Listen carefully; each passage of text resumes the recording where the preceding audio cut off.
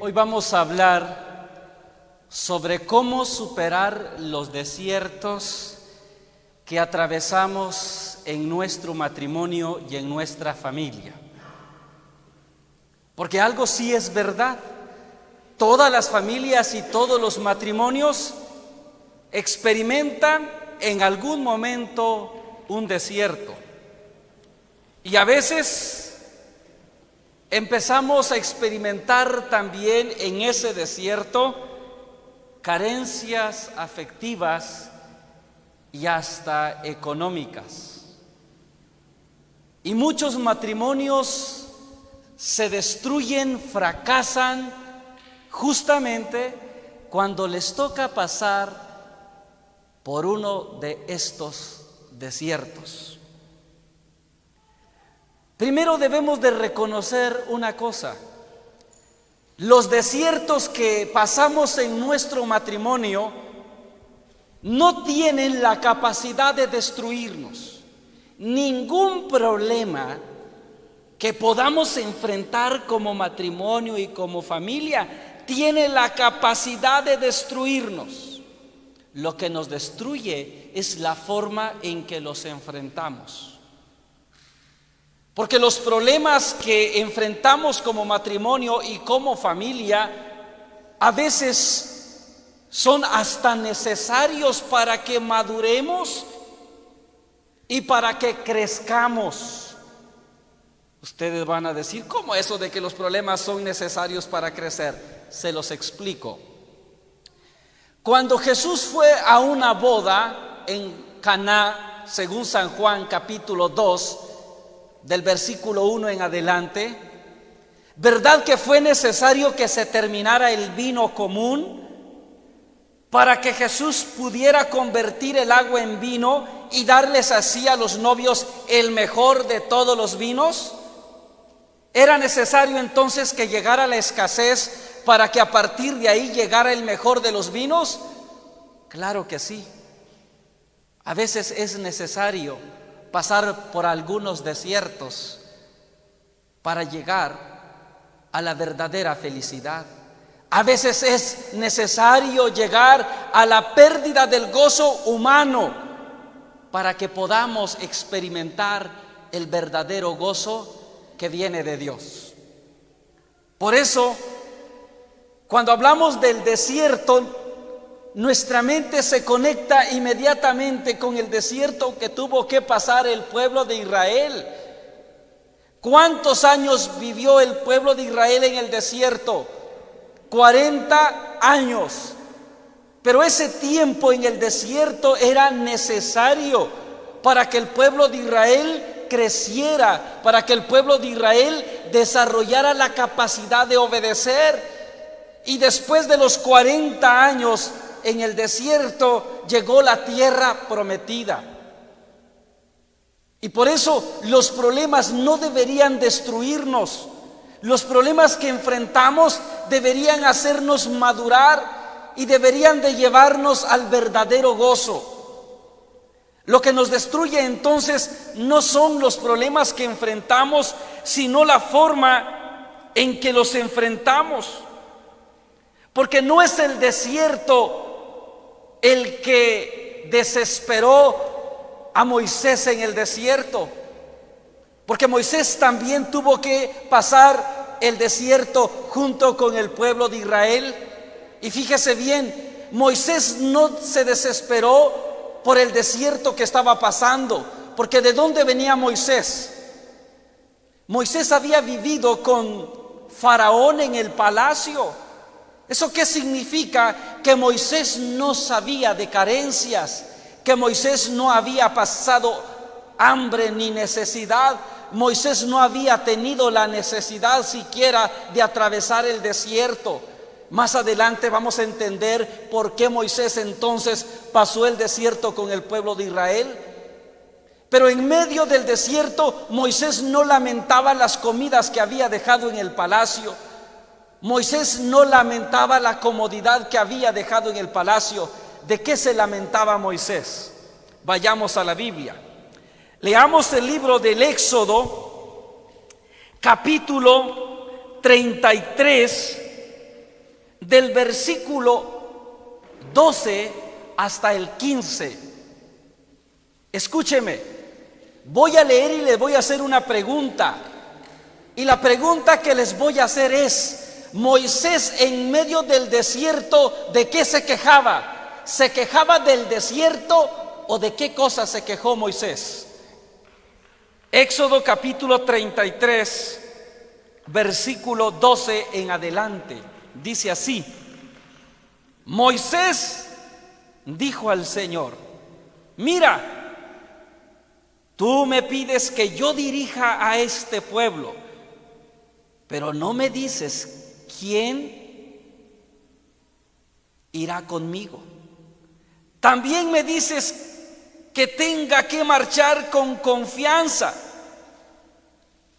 pero no me dices qué cosas tengo a mi favor. Pues si es cierto, hazme saber tus planes para que yo pueda tener confianza en ti y pueda seguir contando con tu favor. Ten en cuenta que este pueblo es tu pueblo. Yo mismo te acompañaré y te haré descansar, le contestó el Señor. Pero Moisés le respondió: si tú mismo me vas a acompañar, cumple tu palabra. Si no, no me hagas salir de aquí. Fíjese, cuando Moisés se estaba preparando para atravesar el desierto, Moisés sabía que tenía que atravesar 40 años de su vida en el desierto.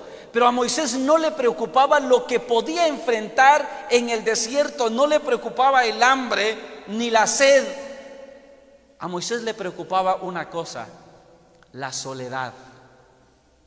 Y por eso Moisés le dice: está bien, tú me pides que yo saque tu pueblo de aquí, pero no me has dicho quién va a ir conmigo. Y por eso le dice a Dios: si no vas a ir conmigo, no me hagas salir de aquí. Los problemas no tienen la capacidad de destruirnos. Ningún desierto tiene la capacidad de destruirnos. ¿Sabe qué es lo que nos destruye? Nuestra soledad. ¿Y sabe en qué medida empezamos a sumergirnos en la soledad? En la medida en que dejamos que la otra persona luche sola. Porque Moisés tenía un hermano que se llamaba Aarón. Y Aarón era la mano derecha de Moisés para liberar el pueblo de Israel y llevarlo a la tierra prometida. Sin embargo, cuando llegaron al desierto, en medio del desierto, hasta Aarón se opuso y se rebeló en contra de Moisés. Y por eso ahora Moisés, lo que más le preocupa es la soledad. Lo que nos mata no son nuestros problemas.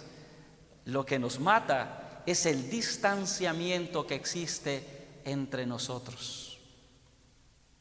¿Cuántos esposos o cuántas esposas sufren en medio de los problemas porque se sienten solos o solas y llegan a decir: yo estoy totalmente sola, no cuento con nadie, mi marido está ahí pero pareciera que está muerto, porque ni siquiera se preocupa de cómo estoy. Nunca llega y me pregunta: ¿cómo estás? ¿Necesitas algo? ¿Necesitas mi ayuda? ¿Puedo servirte en algo?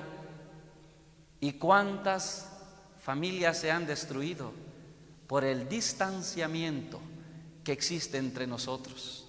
Y por eso grábese bien esto: los problemas no nos destruyen, nos destruye el distanciamiento que existe entre nosotros. ¿Y cuántas familias viven distanciados unos de otros? Y una de las cosas que más nos ha distanciado ahora y que impide que nos comuniquemos es la bendita tecnología. Vivimos en la misma casa, pero no nos hablamos. Decimos que no tenemos nada de qué hablar y cuando uno le pregunta al otro, oye, pero ¿no tienes algo que contarme? No, todo bien, todo igual, lo mismo de ayer y lo mismo de la semana pasada y lo mismo del mes pasado y lo mismo del año pasado, así que no tengo nada que contarte. Y vivimos en la casa como dos desconocidos. Decimos que no hay nada que platicar, pero vivimos toda la vida pegados al teléfono, comunicándonos con otras personas. Como si tenemos mucho que platicar con otras personas, como si dedicamos tiempo para hablar con otras personas, pero a esa persona que ha sido será nuestro compañero de vida, lo dejamos morir en la soledad. Y por eso se ha dicho que la tecnología acerca a los que están lejos, pero aleja a los que están cerca. Y por eso usted puede ver personas que en sus familias durante la hora de la comida, cada uno vive en su teléfono. Y están comiendo así el uno frente al otro, pero cada uno tiene una comunicación con otra persona que posiblemente esté del otro lado del mundo. Y cuando tú le dices, oye, pero ¿por qué no pones atención? Oye, pero ¿por qué no me miras? ¿Por qué no me dices algo? ¿Cuál es su pretexto? Es que estoy hablando con una persona y necesito decirle algo. Nos estamos acercando a las personas que están lejos, pero nos estamos alejando de las personas que viven con nosotros. Y por eso no nos matan nuestros problemas, nos mata la forma en que enfrentamos nuestros problemas, porque dejamos que la soledad llegue a nuestros corazones. Y eso tratándose de esposos. Pero ahora, si viéramos la soledad que pasan los hijos, ¿cuántas veces los hijos se han sentido abandonados? Porque no les prestamos atención. Y hoy vivimos en una sociedad donde al hijo se le deja en la guardería. Y el papá y la mamá llegan tarde, van a traer al hijo en la guardería y deprisa, coman y se me van a dormir ya, porque yo tengo que madrugar mañana. El pobre hijo solo llega a la casa para comer y dormirse. Al día siguiente el hijo se despierta. Y en cuanto se despierta ya hay que lo dejar de vuelta a la guardería y que de ahí alguien lo lleve a la escuela. Y toda la vida es así. Y por eso el hijo puede pasar viviendo 20 años con su familia, pero al mismo tiempo el hijo vive en un desierto donde lo peor no es el desierto, sino la soledad que el hijo puede experimentar en su corazón. Siempre que uno habla con un joven que tiene problemas, siempre que uno habla con un joven que tiene adicciones, lo primero que te dice es que vivo una soledad en mi casa.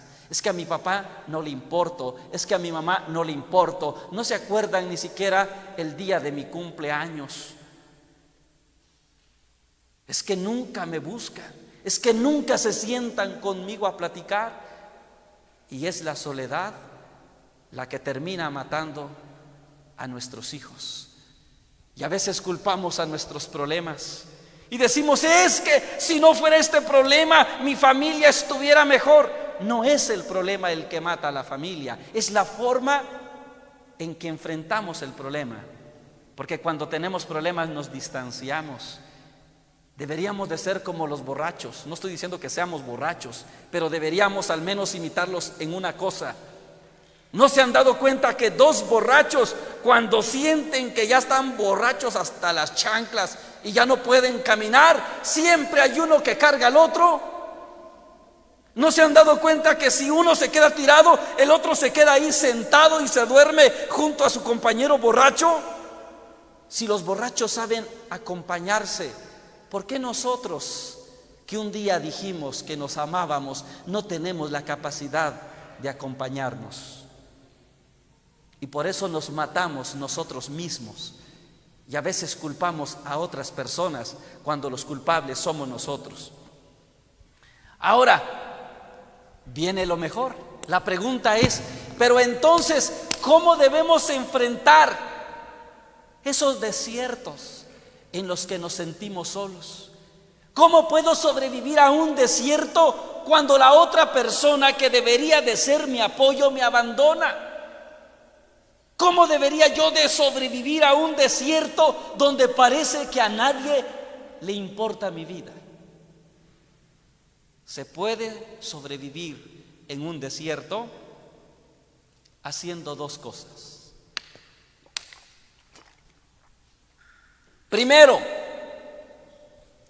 necesitas buscarte un amigo sincero, un amigo fiel, que cuando te sientas solo, que cuando sientas que ya no tienes fuerza, acudas a él y ahí renueves tus fuerzas. Y eso fue lo que hizo Moisés. Cuando Moisés se dio cuenta que le tocaba vivir solo en el desierto y que hasta su propio hermano Aarón lo había abandonado, Moisés se hizo amigo de Dios. Y fíjese hasta dónde llegó esta relación que Moisés tuvo con Dios. Moisés construyó una casita que se llamaba la tienda del encuentro. Y cuando Moisés se sentía solo, iba a esa casita, a la tienda del encuentro, y se encontraba con Dios. Y Moisés regresaba lleno de energía, con ganas de seguir soportando a un pueblo rebelde. Veamos lo que dice el Éxodo capítulo 33, versículo 7 al 11. Moisés tomó la tienda de campaña y lo puso a cierta distancia fuera del campamento y lo llamó la tienda del encuentro con Dios. Cuando alguien quería consultar a Dios, iba a la tienda, la cual estaba fuera del campamento. Y cuando Moisés iba a la tienda, toda la gente se levantaba y permanecía de pie a la entrada de su propia tienda de campaña, siguiendo a Moisés con la mirada hasta que éste entraba en la tienda. Cuando la nube bajaba y se detenía a la entrada de la tienda, mientras el Señor hablaba con Moisés, la gente veía la columna de nube que se detenía a la entrada de la tienda, y cada uno se arrodillaba a la entrada de su propia tienda en actitud de adoración. Versículo 11, aquí viene lo mejor. Dios hablaba con Moisés cara a cara, como quien habla con un amigo. Y después Moisés regresaba al campamento. Fíjese lo que hizo Moisés. Cuando Moisés se dio cuenta que le tocaba vivir solo en el desierto y que no podía ya confiar ni siquiera en su propio hermano, Moisés se buscó un amigo. Y el amigo que Moisés se buscó fue Dios. Y Moisés hizo una casita para Dios allá fuera del campamento, digamos aquí, a las afueras de Sucúa. Y así cuando Moisés se sentía triste, le decía a los del pueblo: con permisito, pero yo voy a ir a hablar con un amigo. Y Moisés iba a hablar con con Dios. Y cuando Moisés regresaba con otra actitud. Cuando el pueblo criticaba a Moisés y le decía: ¿por qué nos trajiste? Aunque fuéramos esclavos, estábamos mejor en Egipto, ahora es culpa tuya que estemos sufriendo. Y eso hartaba a Moisés. Cuando Moisés se quedaba sin paciencia, Moisés se iba a la tienda del encuentro para hablar con Dios. Y la Biblia dice que hablaban cara a cara, como quien habla con un amigo. Para que nuestra soledad, para que el desierto que experimentamos en nuestros problemas no acaben con nuestra vida, ni con nuestra familia, ni con nuestro matrimonio, es necesario que nosotros también construyamos una tienda y nos hagamos amigos de Dios. Así cuando pareciera que ya nada tiene sentido, también podamos decir como Moisés, con permisito, ahora vuelvo, voy a ir a hablar con mi amigo. Y así fue como Moisés pudo atravesar el desierto, haciéndose amigo de Dios. Por eso les dije la semana pasada, nada de lo que yo digo va a cambiar la realidad de su matrimonio. Lo que va a cambiar la realidad de su matrimonio es que usted tenga la capacidad de hacerse amigo de Dios. Si usted no se hace amigo de Dios, por más que intente salvar su matrimonio, no podrá. Vivirá toda la vida lamentándose, vivirá toda la vida sumergido en problemas, vivirá toda la vida sintiéndose solo o sola. Si no te haces amigo de Dios, vivirás toda la vida maldiciendo tu suerte. En cambio, el que se hace amigo de Dios no le puede temer a ningún desierto. Es más, no le puede temer ni siquiera a la muerte. Porque Jesús tenía otro amigo en el Nuevo Testamento que se llamaba Lázaro. El capítulo 11 de San Juan nos narra esa historia. Y cuando el amigo de Jesús se murió, Jesús le resucitó. Lázaro ya apestaba, ya tenía 3 días en la tumba, pero Jesús le resucitó porque era su amigo. No importa qué tan desgastado esté nuestro matrimonio, no importa qué tan desgastada está la relación en nuestra familia, aunque ya apeste nuestra relación, aunque ya estemos muertos los dos y ya los dos tenemos mal olor, si nos hacemos amigos de Cristo, si nos hacemos amigos de Dios, nosotros también resucitaremos. Por eso, lo primero que necesitamos para enfrentar nuestros problemas es hacernos amigos de Dios. Y así cuando tengamos problemas, no vamos a salir corriendo a buscar a la comadre chismosa que solo le importa el argüende. Vamos a ir primero a Dios, a contarle cómo nos sentimos. Antes de salir corriendo a buscar a nuestra mamá para contarle cómo estamos, vamos a salir corriendo a buscar a nuestro amigo para contarle cómo nos sentimos.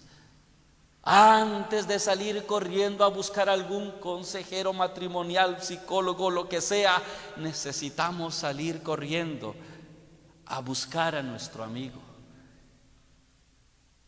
Ese es el secreto para salir de un desierto: buscar al amigo que todo puede hacer por nosotros. Lo segundo que necesitamos hacer para salir de un desierto es amar sinceramente a nuestra familia. Cuando amas de verdad tu familia, no vas a permitir que nadie se quede tirado en el desierto. Imagínate que vas a Estados Unidos con toda tu familia.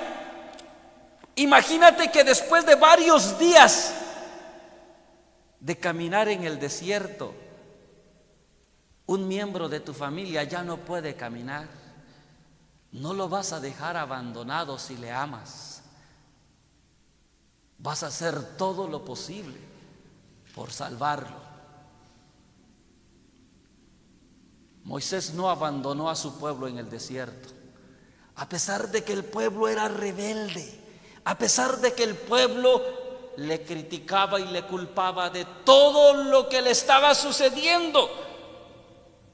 Moisés no los abandonó, porque Moisés amaba a su pueblo. Y yo no sé por qué los amaba tanto. Los amaba tanto que por ellos dejó el palacio. Los amaba tanto que se atrevió a cruzar con ellos el desierto. Y por eso yo pregunto, ¿Cuánto amamos nosotros a nuestra familia? ¿Cuánto amamos nosotros a nuestra pareja? Si de verdad amamos a nuestra pareja, entonces no vamos a permitir que el desierto que estamos pasando acabe con nuestro matrimonio.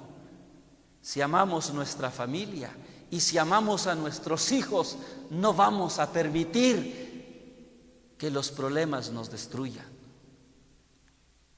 A veces decimos que amamos. No, sí, yo sí amo a mi familia, pero no tengo el valor de dejar el palacio y cruzar el desierto por amor a ellos. Hoy me gustaría hacerles una pregunta. Si vamos a parecernos a Moisés, así como Moisés se hizo amigo de Dios, también vamos a parecernos a Moisés en el sentido que Moisés amaba de verdad a su pueblo y por amor a su pueblo él dejó el palacio. Yo le pregunto hoy, ¿usted qué va a dejar por amor a su familia? ¿Qué va a dejar por amor a su matrimonio? El que es borracho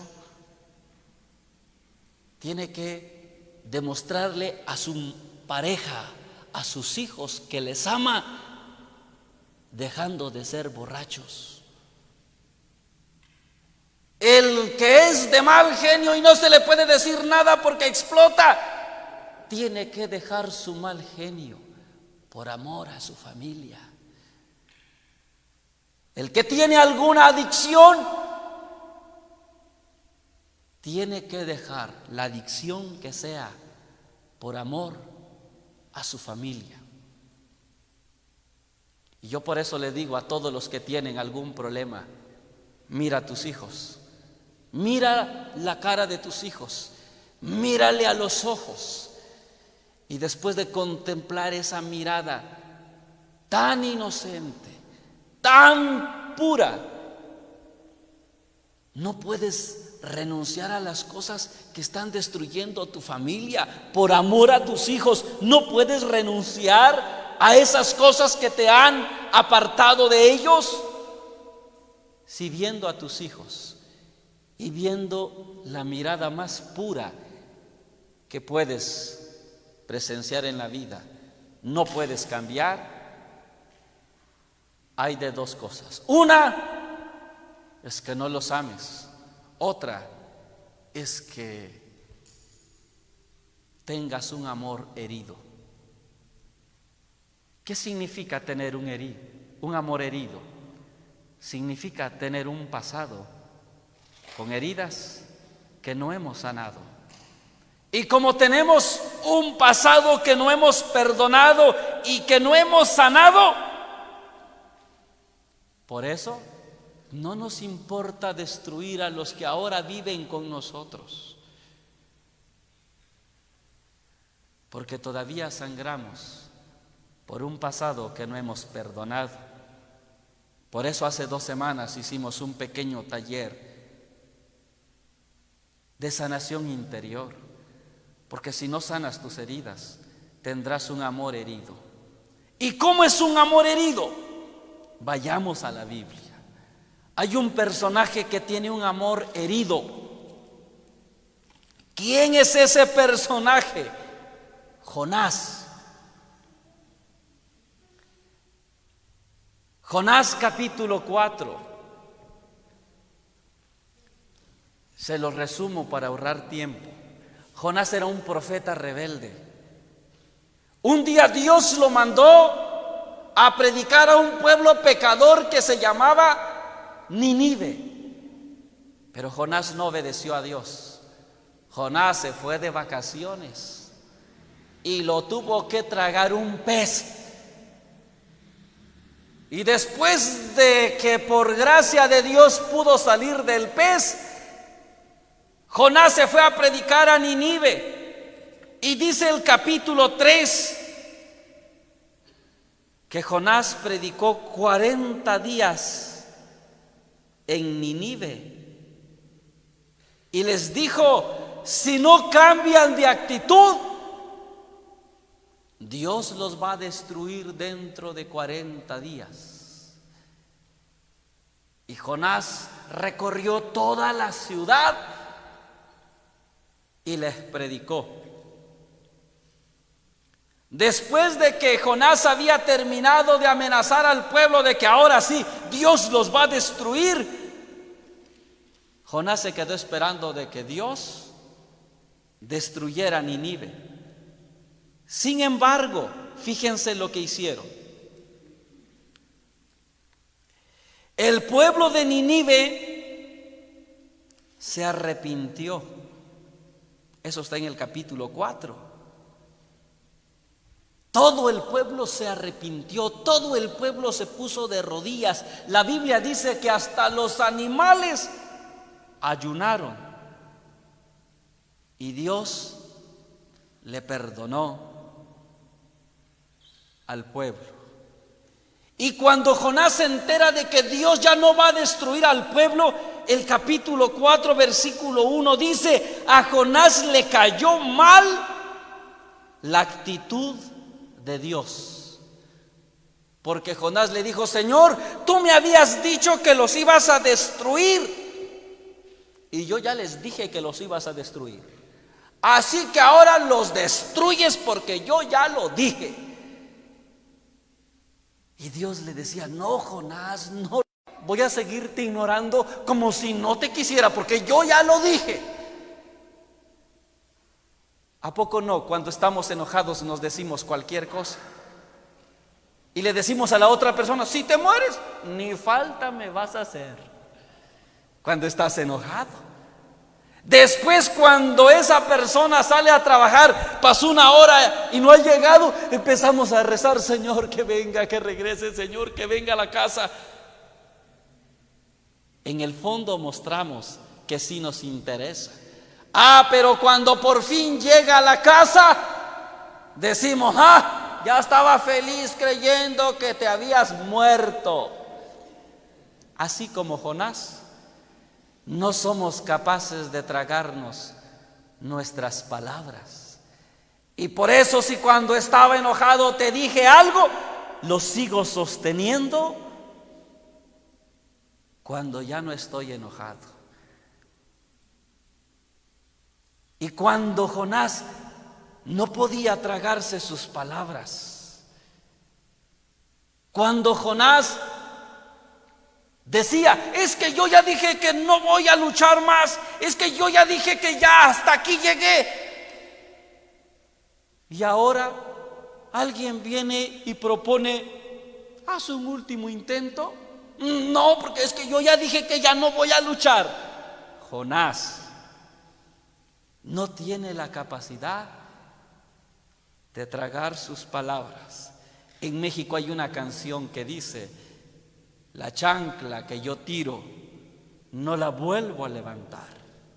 Yo fui un día a hablar con una señora que estaba a punto de mandar a su marido por un tubo, y le dije: mire, no lo mande todavía por un tubo, dele una última oportunidad, así como Dios le dio una oportunidad a Nínive, dele una oportunidad, a lo mejor cambia. Y la señora me dijo: hermano, pero es que usted no ha escuchado la canción que dice que la chancla que yo tiro no la vuelvo a levantar.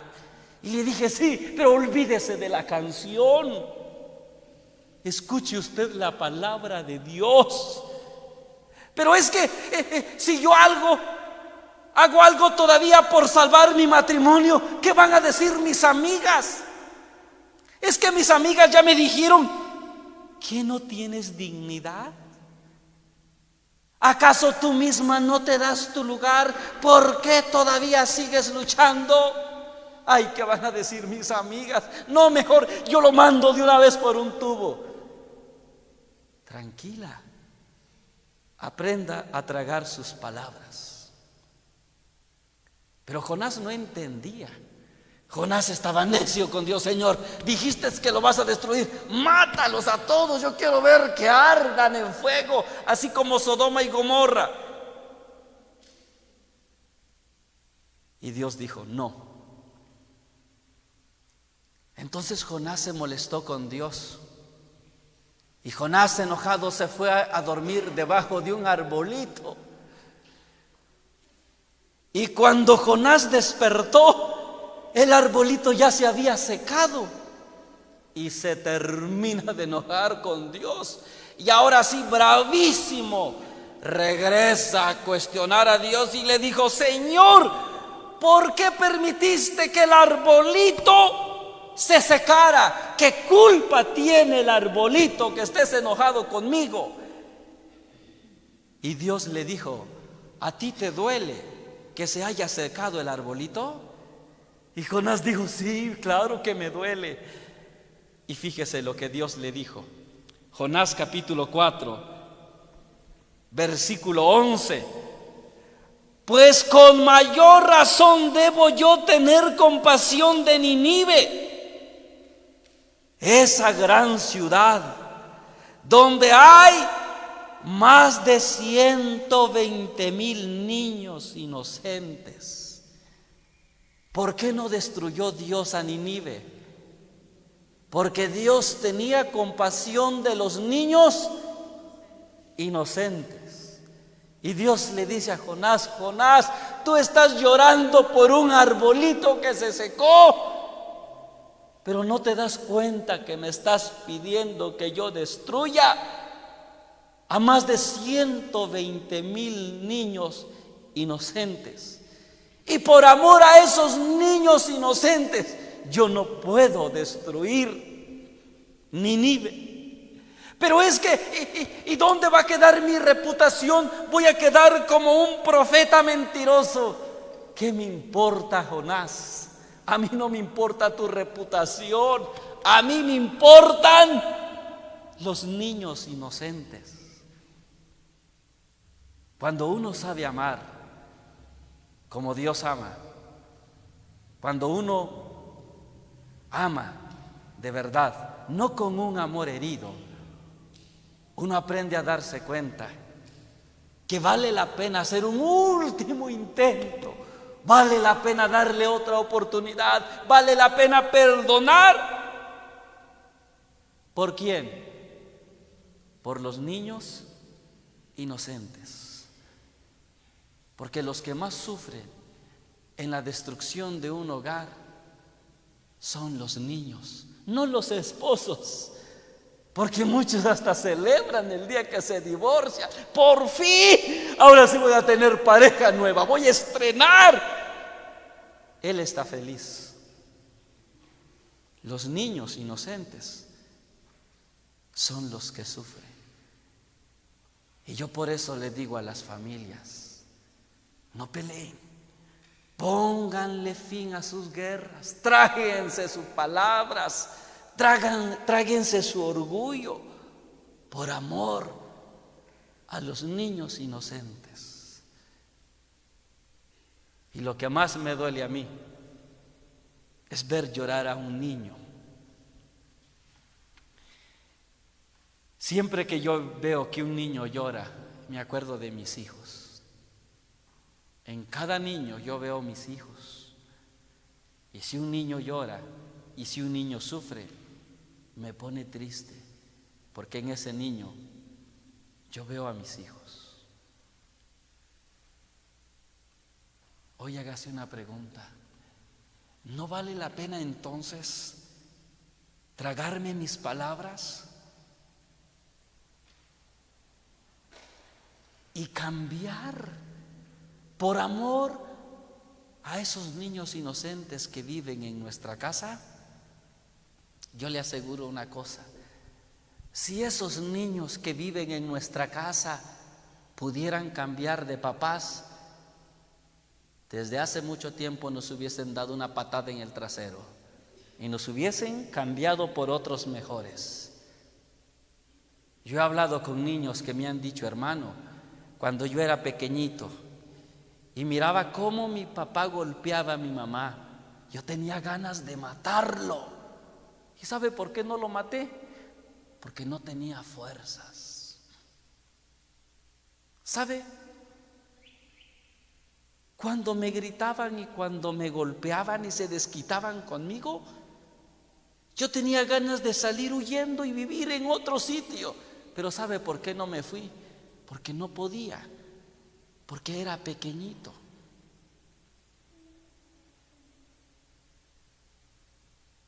Si nuestros hijos fueran cobardes como somos nosotros, que a la primera salimos corriendo, nuestros hijos ya no estuvieran con nosotros, porque no somos dignos, no merecemos tener a esos hijos. Por eso, hoy por amor a los hijos, vamos a dejar de amarlos con un amor herido y vamos a empezar a amarlos con un amor de verdad. Por eso, aunque Jonás quisiera destruir al pueblo, Dios no quería. ¿Por qué Dios no destruyó a Nínive? Porque a Dios le dolían los niños. Y siempre que un niño llora, siempre que un niño sufre, tenga seguro, en el llanto de un niño inocente, también llora Dios. Y creo que la mejor imagen de Jesús llorando y sufriendo por cómo tratamos a los inocentes es la imagen de Jesús en el huerto de Getsemaní, cuando Jesús lloraba y sudaba sangre. Cada vez que un matrimonio se divide, el que llora es Dios, porque a Dios le importan los inocentes, que a nosotros no nos interesa para nada. Siempre que una familia se fracciona, el que sufre, el que llora la separación de una familia es Dios, porque Dios puede ver el dolor de un inocente. Por eso dice San Mateo capítulo 18, versículo 10. Fíjese qué nos dice San Mateo. Y esto lo vamos a grabar bien en nuestra cabeza, nosotros que tenemos hijos. Dice San Mateo 18:10: no desprecien a ninguno de estos pequeños, pues yo les digo que en el cielo los ángeles de ellos están siempre en la presencia de mi Padre Celestial. Todo dolor que le causamos a nuestros hijos y que lo escondemos de nuestra familia y que nadie se da cuenta que hacemos llorar a nuestros hijos por nuestros problemas y vivimos aparentando que en nuestra casa todo está bien, cuando nuestros hijos lloran escondidos. Y no nos importa, porque nos ponemos una máscara y mientras la gente crea que estamos bien, yo estoy bien. Pero nos debe preocupar una cosa: esos niños que lloran escondido, esos niños que sufren por nuestros problemas, tienen un ángel. Y su ángel ve a Dios cara a cara todos los días.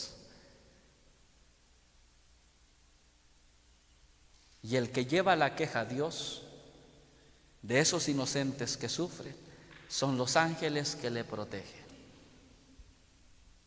Por eso, nos hagamos una pregunta: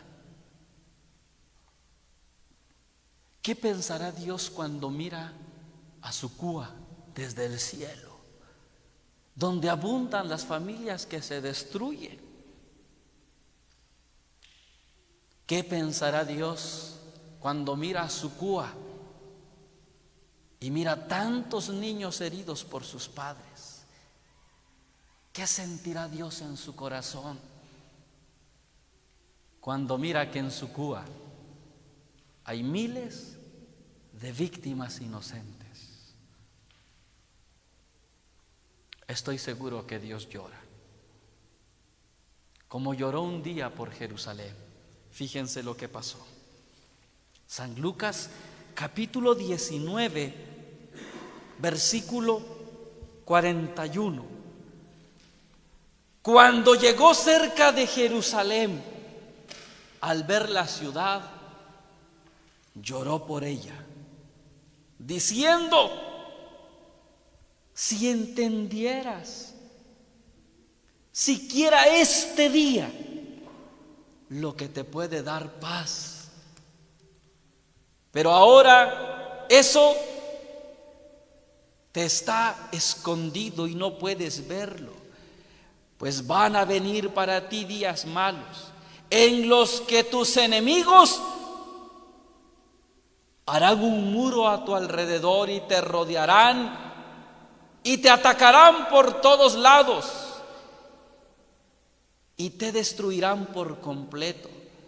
Matarán a tus habitantes y no dejarán ni una piedra sobre otra, porque no reconociste el momento en que Dios vino a salvarte.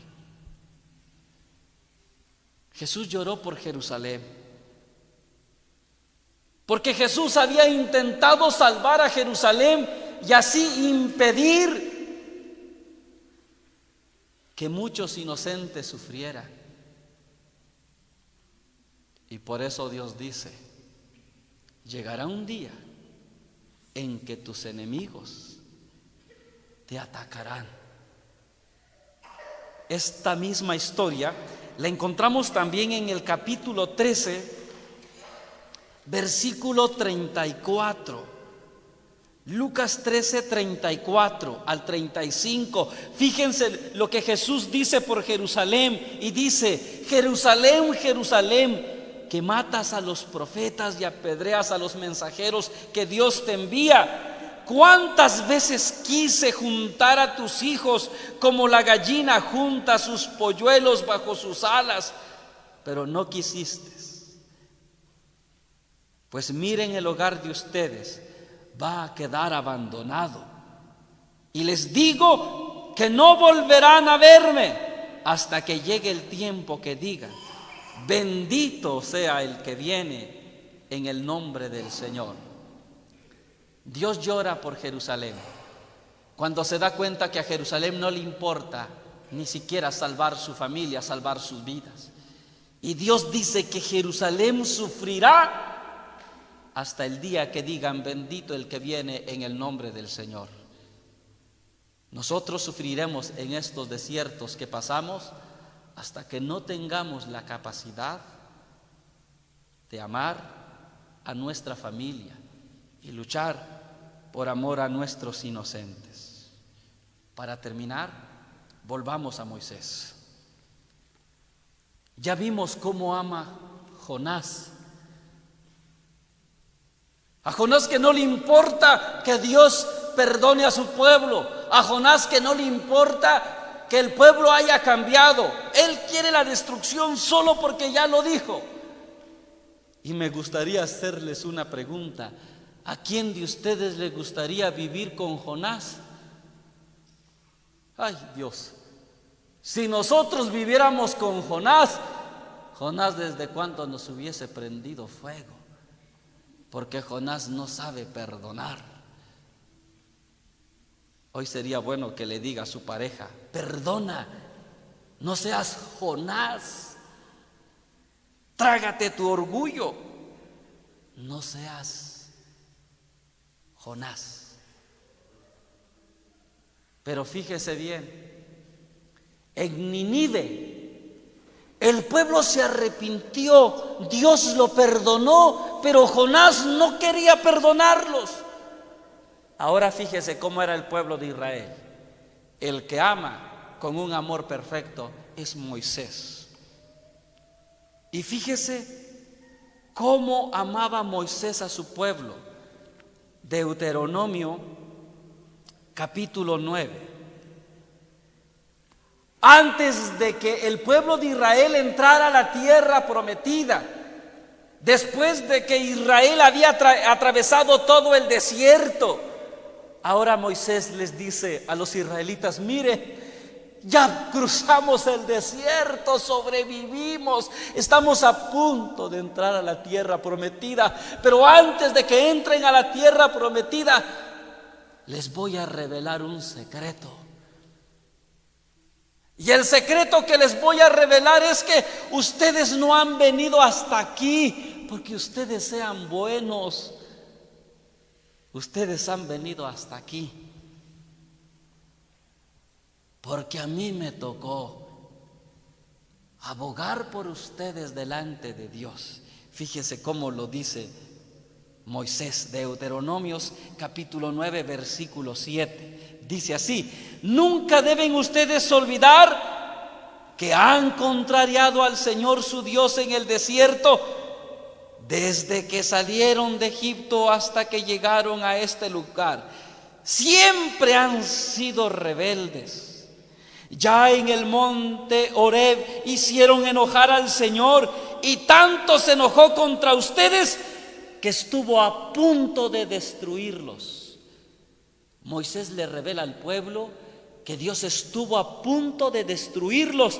Pero ¿por qué no los destruyó? Versículo 9: yo subí al monte para recoger las tablas de piedra, las tablas del pacto que el Señor había hecho con ustedes, y me quedé allí 40 días y 40 noches, sin comer y sin beber. Cuando Dios quería destruir al pueblo en el monte Horeb, apareció Moisés y le dijo: no, Señor, no lo destruyas. Y Moisés tuvo que interceder por su pueblo 40 días y 40 noches sin comer. Todo lo contrario a Jonás. Mientras Jonás quería que Dios destruyera al pueblo, Moisés le rogaba a Dios: Señor, no destruyas al pueblo. Seguimos más adelante.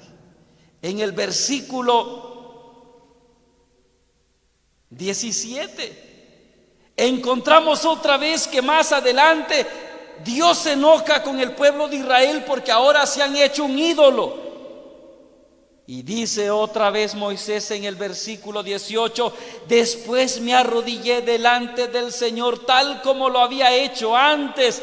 Estuve 40 días y 40 noches sin comer nada por causa del pecado que ustedes habían cometido. Yo estaba asustado del furor que el Señor manifestó contra ustedes hasta el punto de querer destruirlos. Pero una vez más, Dios me escuchó. ¿Cuántos días ya lleva Moisés orando y ayunando? Ya van 2 de 40, 80 días para que no destruya a su pueblo. Y sigue en el versículo 25: el Señor había amenazado otra vez con destruirlos. Yo me quedé arrodillado delante del Señor 40 días y 40 noches, y con ruego le dije: Señor, no destruyas a este pueblo, pues es tu pueblo y tú lo liberaste. 120 días lleva Moisés intercediendo por su pueblo. Fíjese ahora, capítulo 10, versículo 10 dice otra vez: yo estuve otra vez en el monte 40 días y 40 noches, lo mismo que la primera vez, y también esta vez el Señor me escuchó y no quiso destruirlos. Lo que quiero que entiendan es esto: a Dios le sobraba motivos para destruir al pueblo de Israel, pero Dios no destruyó al pueblo de Israel porque Israel tenía a un Moisés que oraba por ellos y que intercedía por ellos. Para salvar a nuestra familia, necesitamos amar a nuestra familia como Moisés. No importa que nos dejen solos, yo voy a seguir orando las veces que sean necesarias para salvar a mi familia.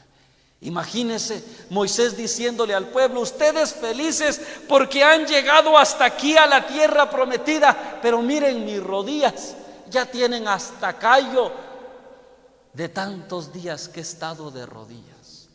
Ya tengo hasta gastritis 160 días sin comer. ¿Sabe por qué usted hoy está aquí? Usted no está aquí porque sea bueno. Usted no está aquí porque haya obedecido a Dios ya de manera perfecta. Usted está aquí porque ha tenido a un Moisés que ha orado por usted. Y puede ser que ese Moisés que ha orado por su matrimonio sea su esposa o su esposo. Nosotros no vemos cuántas veces la mujer llora escondido y le pide a Dios: Señor, por favor, no permitas que se destruya mi matrimonio. Por favor, Señor, dame fuerzas para soportar a este marido sin vergüenza. Y el marido cree que su familia sigue en pie porque es bueno, y no se da cuenta que su familia sigue de pie porque ha tenido a un Moisés que ha orado por él. Benditas sean las mujeres que saben orar por su matrimonio. Benditos sean los hombres que también saben orar por su matrimonio. Y benditos sean los hijos que también oran por el matrimonio de sus padres. Pero el Moisés más grande que tenemos es nuestra mamá.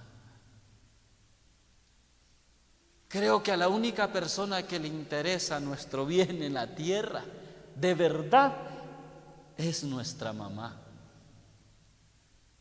Las mamás no se duermen hasta que el hijo no llegue a la casa. El hijo es un borracho y la mamá lo sabe. Y la mamá se queda rezando toda la noche: Señor, que a mi hijo no le pase nada, que mi hijo no se mate. Y el hijo llega bien a la casa. Y el hijo cree que llega bien a la casa porque él es bueno. Y por eso le dice hasta a sus amigos: no, yo cuando estoy borracho soy mejor chofer. Mira cuántas veces he manejado borracho y no me ha pasado nada. No te ha pasado nada. No porque seas un excelente chofer. No te ha pasado nada porque tienes a un Moisés que no duerme con tal de orar para que regreses con bien. Mientras Moisés oraba, el pueblo bailaba, no le importaba su destrucción. Y a veces eso pasa en el matrimonio. Mientras uno da la vida y se pone de rodillas: Señor, que no se acabe mi matrimonio, al otro no le importa. El otro anda de parranda, el otro anda de fiesta, el otro anda con sus amigos, el otro anda de borracho. Y no se da cuenta que hay un Moisés en su casa que lleva muchísimos días sin comer y sin dormir, con tal de que ese matrimonio no se destruya.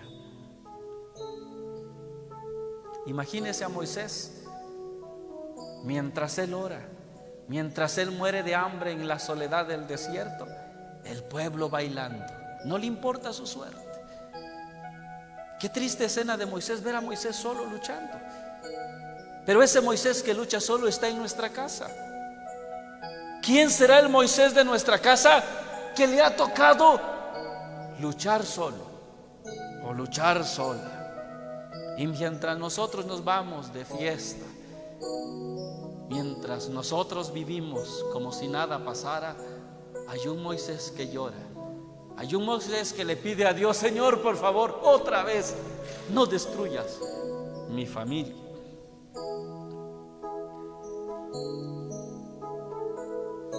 Yo creo que todos tenemos un Moisés en nuestra casa. Cuando yo tuve una etapa de rebeldía terrible, el Moisés que salvó mi vida fue mi papá, que le ofreció a Dios su vida a cambio de que yo corrigiera la mía.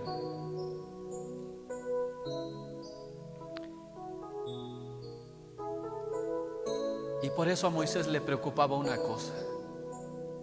En el capítulo 31 de Deuteronomios, capítulo 31, versículo 27, Moisés dice: yo sé que ustedes son un pueblo rebelde y que cuando entren a la tierra prometida seguirán siendo rebeldes. yo no quisiera morir para seguir orando por ustedes. Fíjense hasta dónde llegaba el amor de Moisés. No quiere morir solo porque nadie va a orar por el pueblo si él se muere. ¿Cuántas mamás no quieren morir solo porque sus hijos no han cambiado? Todos los días encuentro a una señora que dice: hermano, yo no quiero morir. Yo no quiero morir antes de que mis hijos cambien. Yo no le tengo miedo a la muerte, pero no quiero morir hasta no estar segura de que mis hijos van a cambiar. Y ese es el Moisés que hemos ignorado. Y yo creo que en Sucúa tenemos otro Moisés que no hemos valorado. Y que ustedes no se dan cuenta de lo que hace para que ustedes estén bien. Y el Moisés que tenemos en Sucúa es el padre William.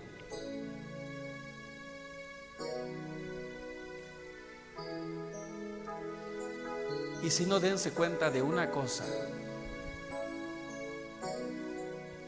algo que me gusta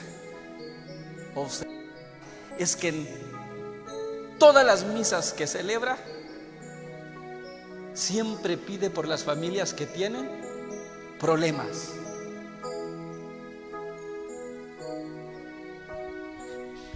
Le he escuchado también en sus oraciones antes de acostarse y se acuerda de las familias que tienen problemas. En sus santos rosarios se acuerda de las familias que tienen problemas. Y todo esto que está haciendo lo hace por las familias que tienen problemas. Pero déjeme decirle una cosa: